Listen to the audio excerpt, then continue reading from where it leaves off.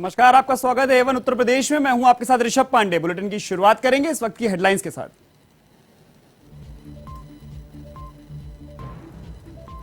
शनिवार को उत्तर प्रदेश दौरे पर रहेंगे प्रधानमंत्री मोदी। बुंदेलखंड एक्सप्रेसवे का करेंगे शुभारंभ। जालौन में जनसभा को संबोधित करने का भी है कार्यक्रम।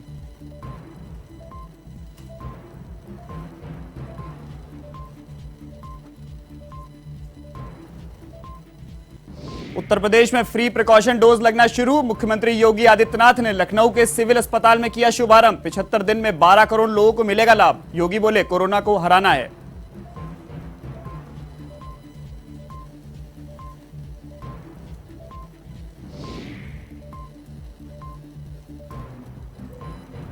राष्ट्रपति चुनाव में सुबह सपा को झटका। राजभर ने द्रौपदी मुर्मू के समर्थन का किया ऐलान। बीजेपी के साथ फिर से हाथ मिलाने की सरगर्मियां तेज।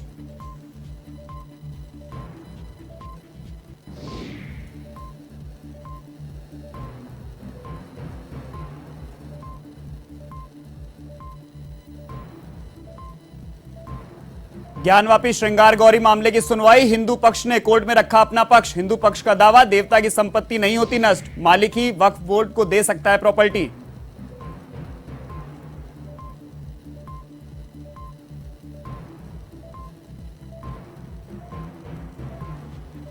सावन महीने की शुरुआत के साथ युवाओं में छाया भगवान शिव का खुमार। फैशन पर चढ़ा आध्यात्मिक रंग। त्रिशूल, डमरू और भोले बाबा के टैटू का क्रेज बढ़ा।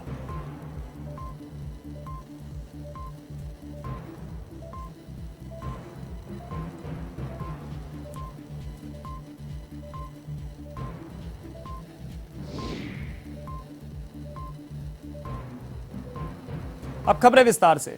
शनिवार को उत्तर प्रदेश के जालौन में प्रधानमंत्री नरेंद्र मोदी बुंदेलखंड एक्सप्रेसवे का उद्घाटन करेंगे। समारोह की तैयारियों में अंतिम रूप दिया जा चुका है और सुरक्षा व्यवस्था को लेकर शुक्रवार को वायुसेना ने जायजा लिया। बुंदेलखंड एक्सप्रेसवे का उद्घाटन करने के बाद प्रधानमंत्री मोदी का कैंथेरी में टोल प्लाजा पर विशाल जनसभा को संबोधित करने का भी कार्यक्रम है।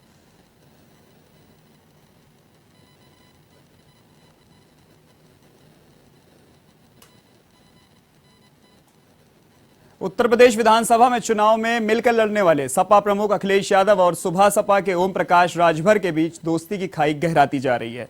बीजेपी ने बगावत कर सपा के साथ आए ओपी राजभर इन दिनों सियासी उलझन में हैं। ऐसे में राष्ट्रपति चुनाव में एनडीए प्रत्याशी द्रौपदी मुर्मू और विपक्षी उम्मीदवार यशवंत सिन्हा के बीच शहमात का खेल राजभर ने अपना पत्ता खोल दिया। ओम प्रकाश राजभर ने राष्ट्रपति चुनाव में एनडीए उम्मीदवार द्रौपदी मुर्मू के समर्थन का ऐलान किया है। उन्होंने कहा कि सुबह सपा के विधायक राष्ट्रपति चुनाव में एनडीए को वोट करेंगे। राजभर ने कहा कि मुख्यमंत्री और द्रौपदी ने समर्थन मांगा था। अमित शाह का फोन भी आया था और मेरी उनसे मुलाकात भी हुई। उन्होंने भी द्रौपदी मुर्मू के लिए समर्थन मांगा था। ओम प्रकाश राजभर की पार्टी के 6 विधायक हैं और सभी द्रौपदी मुर्मू को समर्थन करेंगे। ऐसे में सुबह सपा के विधायक और मुख्तार अंसारी के बेटे अब्बास अंसारी भी द्रौपदी मुर्मू को वोट करेंगे। राजभर ने कहा कि हम मुख्यमंत्री योगी ने डिनर पार्टी में गए थे जहां द्रौपदी मुर्मू ने कहा था कि आप कमजोर की लड़ाई लड़ते हो तो आप हमारा समर्थन करें। अब सवाल उठ रहा है कि क्या राजभर राष्ट्रपति चुनाव में द्रौपदी मुर्मू को समर्थन कर भाजपा के साथ एक बार फिर से ताल मिलाकर चलेंगे।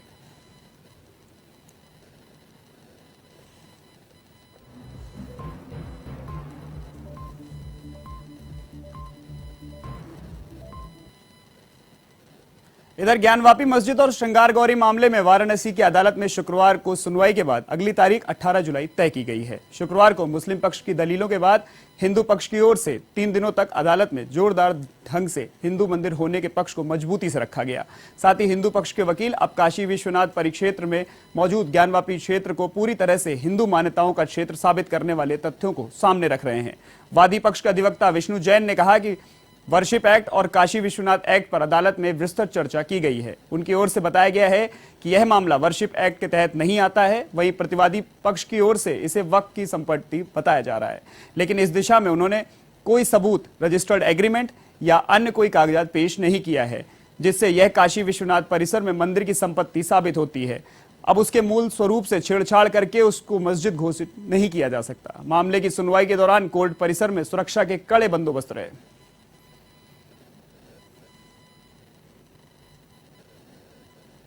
आज कोर्ट में वादी संख्या 2 तथा 5 की तरफ से बहस पूरी हो गई है, लेकिन जो वादी संख्या 1 राखी सिंह हैं उनके तरफ से काउंसिल दूसरे हैं, तो वो अपनी बहस करेंगे मंडे को, और जब उनकी बहस पूरी हो जाएगी जब सारे वादीगण की बहस पूरी हो जाएगी तब मैं सबका जवाब इकट्ठा दूंगा, जब हमको कोर्ट समय देगी। सोमवार के लिए निश्चित है 18 जुलाई। बताइए कि इस प्रॉपर्टी को ऑलरेडी सेक्शन 5 और काशी विश्वनाथ एक्ट से वेस्ट कर दिया गया जेटी में, और ये पूरी संपत्ति देवता की निहित हो चुकी है यूपी सरकार के एक्ट से, और इसीलिए ना यहाँ पे places of worship act apply होता है जो 1991 में आया है, ना यहाँ वफ एक्ट अप्लाई होता है जो 1995 में आया है, और साथ ही साथ जो वफ नंबर 100 बताया गया है उसके लिए ना कोई गजट नोटिफिकेशन है, ना कोई डॉक्यूमेंट है। आरंभ से कह रहा था कि वर्शिप एक्ट की काशी में बाबा विश्वनाथ की कृपा से ये भस्म होगा, और वो सुलगना आरंभ हो गया है। साथ में ये लगातार बता रहे थे कि प्रॉपर्टी नंबर 100 वक्फ बोर्ड की प्रॉपर्टी, जबकि आज तक उसका कोई रजिस्ट्रेशन नहीं है, ना नोटिफिकेशन है, ना कहीं उस पर कोई प्रमाणिक साक्ष्य विपक्षी प्रस्तुत कर सका। इसलिए वह किसी आधार पे माननीय न्यायालय में उनका दावा धीरे धीरे कमजोर पड़ता जा रहा है। इधर उत्तर प्रदेश के चित्रकूट में एक बार फिर से रफ्तार का कहर देखने को मिला है। यहां हाई स्पीड बस अनियंत्रित होकर पलट गई। राजापुर के पास हुए इस हादसे में एक व्यक्ति की मौत हो गई, जबकि 3 दर्जन से ज्यादा लोग घायल हो गए। घटना के बाद घायलों को अस्पताल में भर्ती कराया गया, जहां उनका इलाज जारी है। इधर घटना के तुरंत बाद ड्राइवर मौके से भी फरार हो गया। फिलहाल ड्राइवर की तलाश जारी है।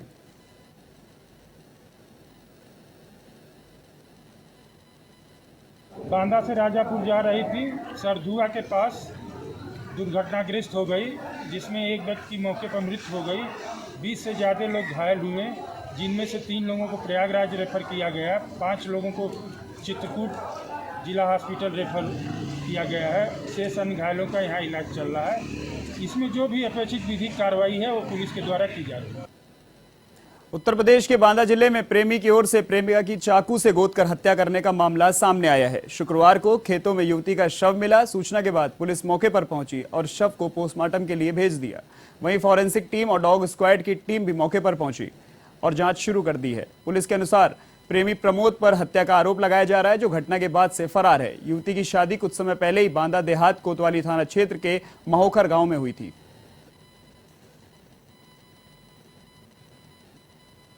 क्षेत्र के महोखर गांव में एक महिला जिसकी उम्र लगभग 24-25 साल थी, उसको एक व्यक्ति ने चाकू मार दिया। तत्काल इस सूचना पर हम सभी अधिकारीगण वहां मौके पर पहुंचे। चाकू लगने से वहां महिला की मृत्यु हो चुकी थी। घटना का कारण प्रेम प्रसंग बताया जा रहा है, और जिस व्यक्ति ने उसे चाकू मारा है वो प्रमोद नाम का व्यक्ति बताया जा रहा है। इन दोनों लोगों के बीच में प्रेम प्रसंग था, जिसकी वजह से आज इनके बीच में हुज्जत हुई और अभियुक्त ने प्रमोद ने महिला को चाकू मार दिया, जिससे कि उसकी मृत्यु हो गई। फील्ड यूनिट, डॉग स्क्वाड सभी ने मौके का मुआयना कर लिया है। बॉडी को पोस्टमार्टम के लिए मोर्चरी भिजवा दिया गया है। FIR पंजीकृत की जा रही है। अभियुक्त के गिरफ्तारी के प्रयास किए जा रहे हैं। जल्दी ही उसकी गिरफ्तारी सुनिश्चित की जाएगी। इधर उत्तर प्रदेश के सहारनपुर में पुलिस ने अंतर्राज्यीय वाहन चोर गिरोह का पर्दाफाश करते हुए 2 आरोपियों को गिरफ्तार किया है। पुलिस ने आरोपियों के पास से 3 चोरी की गाड़ियां और अवैध हथियार भी बरामद किए हैं। गिरफ्तार आरोपियों में लुधियाना पंजाब निवासी पवनीत सिंह पुत्र करनैल सिंह और सहारनपुर के अंबेहटा निवासी राजीव पुत्र मोहम्मद हाशिम शामिल है। पुलिस की पूछताछ में आरोपियों ने जालंधर लुधियाना से चोरी की गई गाड़ियों को अपने साथी हैदर के साथ मिलकर पश्चिमी उत्तर प्रदेश में बेचने की बात स्वीकार की है। SP ने कार्रवाई करने वाली टीम को 25,000 का नगद इनाम देने की भी घोषणा की।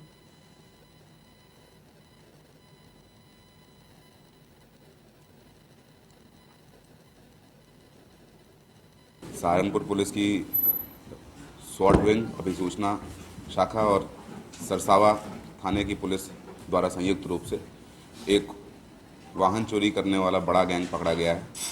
ये गैंग मुख्यतः पंजाब, हरियाणा से वाहन चोरी करके अपने कुछ साथियों के द्वारा सहारनपुर में इन वाहनों को बेचा करता था। इसमें कुल 2 अभियुक्त गिरफ्तार हुए हैं। इनके पास से एक क्रेटा गाड़ी, एक बोलेरो पिकअप और एक टाटा 407 बरामद हुई है। इसके अलावा इनके पास से अवैध तमंचे और कुछ कारतूस, गोलियां भी बरामद हुई हैं। 2 इनके अन्य साथी हैं जो इसमें वांछित हैं, जो फरार हो गए हैं मौके से। में उनकी भी तलाश है। इसमें अभियोग पंजीकृत करके आवश्यक कार्रवाई की जा रही है। वरिष्ठ पुलिस अधीक्षक सहारनपुर महोदय द्वारा इस गुड वर्क के लिए इस टीम को 25,000 रुपये का में चिकित्सा विभाग कुंभकर्णी नींद में सोया हुआ है। बलरामपुर भरतपुर के ग्रामीण क्षेत्रों में झोला छाप डॉक्टरों की भरमार है। यहाँ कोई झोला छाप डॉक्टर इंटरमीडिएट पास है तो कोई फार्मेसी की डिग्री लेकर क्लिनिक चलाता नजर आ रहा है। गौर करने वाली बात यह है कि इन झोला छाप डॉक्टरों की लापरवाही के चलते अब तक कई मौतें भी हो चुकी हैं। बावजूद इसके तुलसीपुर विकास खंड में चल रहे इन अवैध क्लिनिकों पर कोई कार्रवाई नहीं की जा रही है।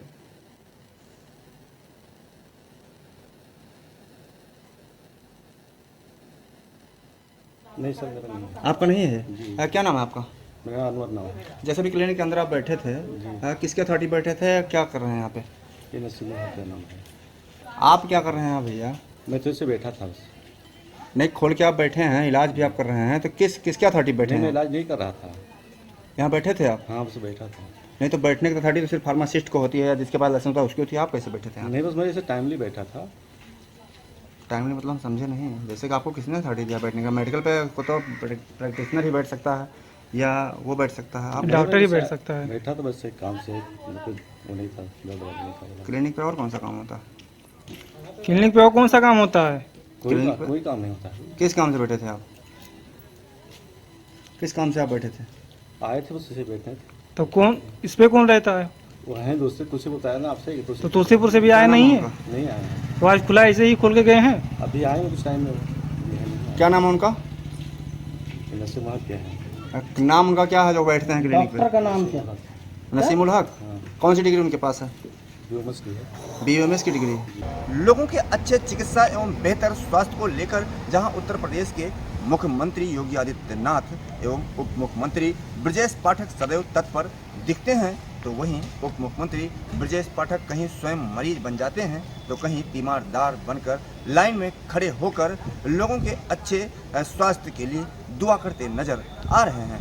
ऐसा एक मामला बलरामपुर जनपद में देखने को मिल रहा है, जहां स्वास्थ्य विभाग यह तो दावा करता है कि अवैध एवं झोला छाप नर्सिंग होम नहीं संचालित हो रहे हैं, लेकिन सुदूरवर्ती तराई क्षेत्रों में झोला छाप डॉक्टरों की भरमार है। और बलरामपुर जनपद के तुलसीपुर ब्लॉक भंगहा कला के पास इस तरह के झोला छाप डॉक्टरों का व्यापार फल और फूल रहा है। वहीं जब इस संबंध में मुख्य चिकित्सा अधिकारी डॉक्टर सुशील कुमार से बात की गई तो उनका कहना है कि इन अवैध संचालित नर्सिंग होम एवं अवैध रूप से चल रहे झोला छाप डॉक्टरों पर कड़ी कार्रवाई की जाएगी। अब देखने वाली बात ये होगी कि बलरामपुर चिकित्सा प्रशासन का जो दावा है वो कहां तक सही होता है और कहां तक गलत। A1 टीवी के लिए दामोदर शुक्ला, बलरामपुर।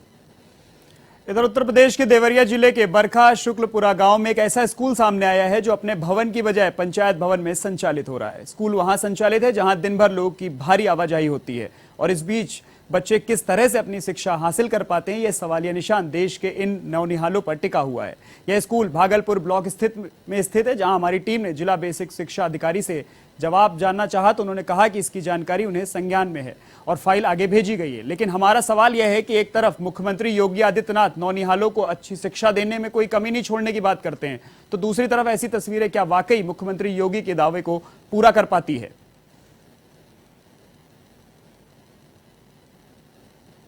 विद्यालय के बारे में मुझे जानकारी है। एक्चुअल में वो विद्यालय जो है शुक्लपुरा वाला वो जर्जर घोषित है और उसके ध्वस्त कराए जाने के बाद वहाँ पर एक नई बिल्डिंग इसमें बनाई जाएगी। फिलहाल जब तक नई बिल्डिंग नहीं बन जाती है, पंचायत भवन में बच्चों को सुरक्षा को ध्यान में रखते हुए वहाँ पर पठन पाठन का कार्य कराया जा रहा है। क्या वो सुचारू रूप से चल रहा है? ग्राम सभा के आप ग्राम प्रधान से उससे परमिशन? हाँ, इसमें है बकायदे जो है जो हमारे तत्कालीन खंड शिक्षा अधिकारी राजीव यादव थे, राजीव पाठक थे, उन्होंने आदेश करके वहाँ पे क्लास संचालित कराने का। उत्तर प्रदेश के बरेली में दो समुदायों के बीच हुई चाकूबाजी से सनसनी फैल गई। बरेली सिलेक्शन पॉइंट के पास हुई चाकूबाजी में एक भाजपा कार्यकर्ता घायल हो गया। इधर घटना की सूचना पाकर मौके पर पहुंची पुलिस ने भारी जाब्ता तैनात कर दिया है। साथ ही जिला अधिकारी समेत कई आला अफसरों ने घटना की जानकारी ली।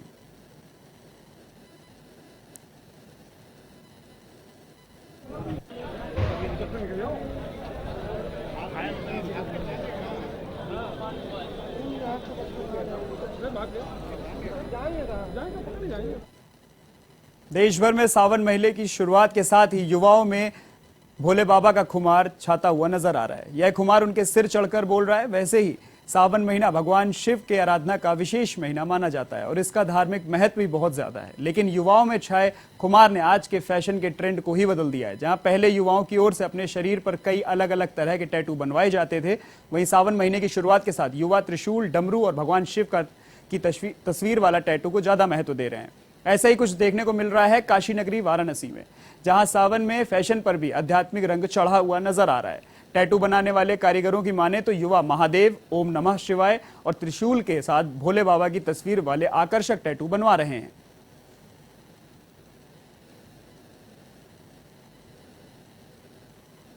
ऐसा कुछ नहीं बनवाया है। काशी मुझे बेहद पसंद है। मैं काशी से हूँ नहीं, लेकिन काफ़ी टाइम से यहीं पर हूँ।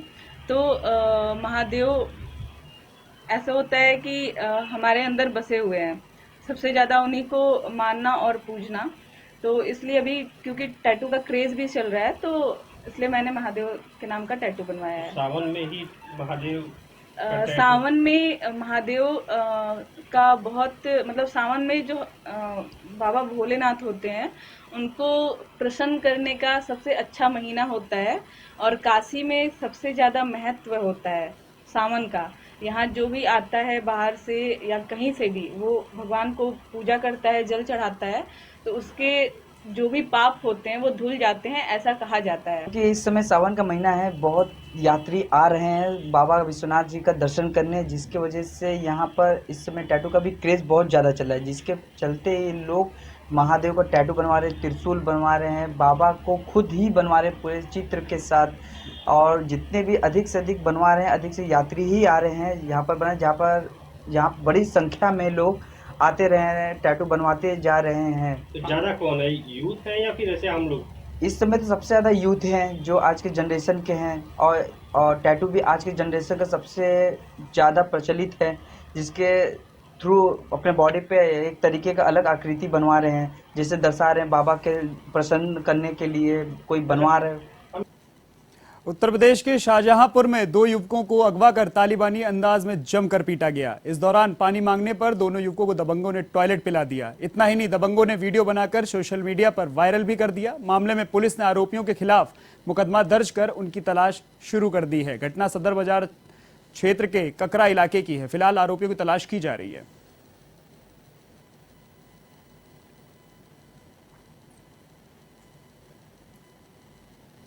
हालांकि वो वीडियो मैंने अभी देखा नहीं, लेकिन जो इस संबंध में एक अभियोग पंजीकृत किया गया है थाना सदर बाजार में और उस पर कार्रवाई चल रही है।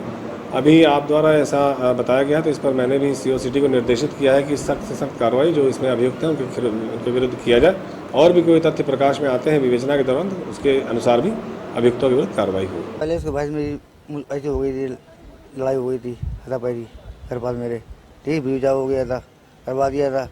फिर वही अपनी खुन्नस ने अब निकाली हमसे आके, उन्हें घर पे बुला के मुझे मारा और पहुँचने थे फायर करा और तमंचा ने दिया, चौकी वाले तमंचा दिया, फड़वा मारा मेरे पैसे और मेरा मोबाइल उन्हीं लोग पास है। जगह चौकी वाले पर मोबाइल है, चौकी वाले पर मोबाइल था नहीं, मेरे पैसे मोबाइल पहुँच गया था उनकी, मतलब उनके पास था, उन्होंने मारा बहुत। उसके बाद मारने वाले गए, नगरिया मोड़ लेगा मुझे, नगरिया मोड़ वाले पुलिस ने लिया नहीं हमसे। फिर 100 में फ़ोन लगाया, 100 नंबर भी नहीं आई, चौकी वाले फ़ोन करा, चौकी वाले आए।